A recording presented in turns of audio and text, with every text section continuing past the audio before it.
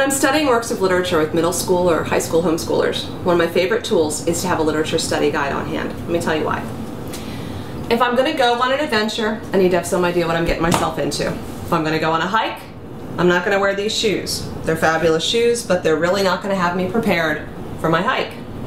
In the same way, if I start into a book with my student, and even maybe me as the mom, we might not be totally prepared for what we're going to get ourselves into.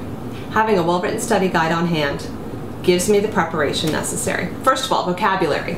A lot of times the books that I've chosen for school have vocabulary in them that will be a stretch for my student. It's one of the reasons we choose the books that we choose, to improve his vocabulary.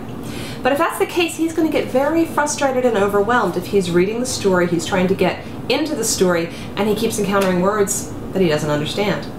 A study guide is going to give me a list of the words that are most likely to be a problem, and they're going to allow my student to, as an isolated event, look those words up, get definitions, and then just be able to understand them in context.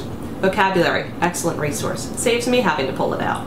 Secondly, historical context. I tend to forget as an older individual that my student may not know about all the historical events that I know about. Several years ago, I was teaching a literature class and I made reference to the massacre at Columbine High School. There was not a student in the room who had any idea what I was talking about. I had just assumed that they would know.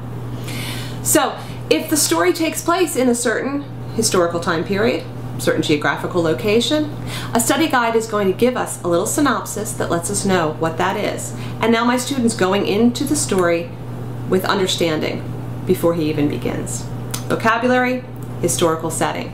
Third, what happens when a book just gets hard? Because we've all been there. It happens. Certain books just don't click for a kid. That's when I need supplemental resources, and I want them right at my fingertips. I don't want to have to search and scramble mid-book to figure out how we're going to get through this one. A literature study guide is going to give me some ideas, movie ideas, photographs to look at, summaries to read, things that are going to help my child get a hold of a book that he's struggling with.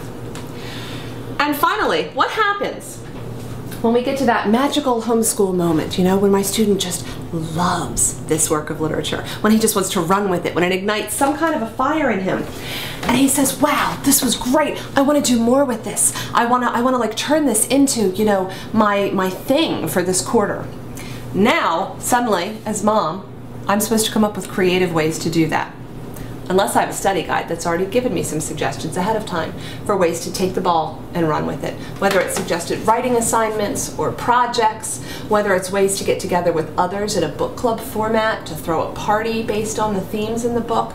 There's so many possibilities. I might not be able to come up with any on the fly though. Sometimes my creative juices aren't going to be running the way I want them to.